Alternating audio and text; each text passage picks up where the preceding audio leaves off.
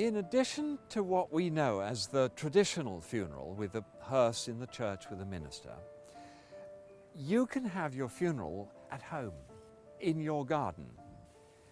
You can have a coffin or a casket woven out of any number of beautiful materials, from banana leaf to willow to bamboo to seagrass to pandanus. And you can weave flowers in, you can tuck flowers from a garden into the weave of it. And everybody can do that, or go and put a flower on top of it. And I think the key is to involve people.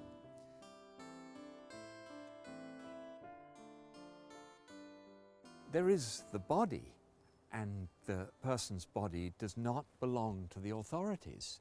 So you can close the eyes and close the mouth and maybe wash her face and even dress her in something that she might have loved to wear or be seen in. Transport, my goodness, we've got to get the coffin there. You can have a motorcycle hearse or a trike with a trailer. You can have a bicycle with a sidecar. You can use your own estate car.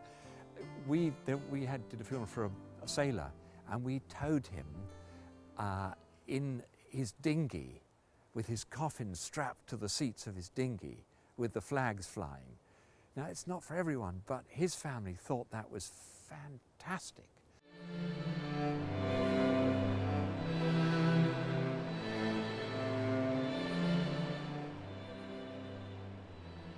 You can have a minister, and they will work with you. If you ask a minister to work with you on doing a personal funeral, they would be happy to do that. But you can also have your uncle do it, or somebody in the family who has a good presence and would like to. You can have any kind of music, live music or CDs. You can read or do or speak anything about the person. They don't have to be the saint that we tend to make them into when they die.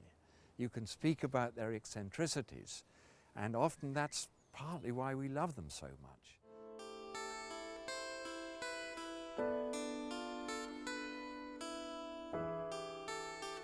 The grandchildren can light a candle to start the ceremony.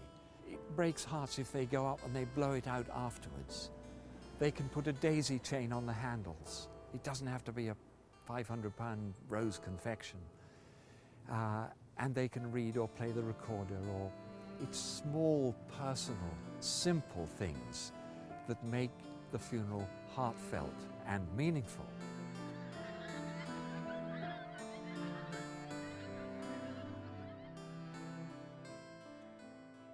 There is a huge choice of what you can do with the ashes, from having them made into a diamond if you've got a spare £10,000.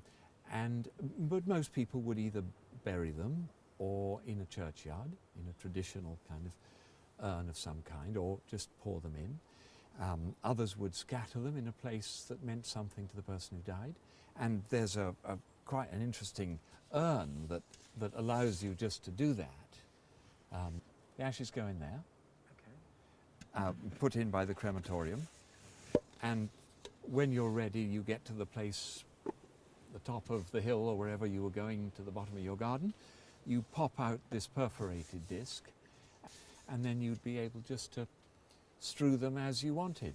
Others, you can put them in the water, and this is a handmade paper urn, and the ashes are just in this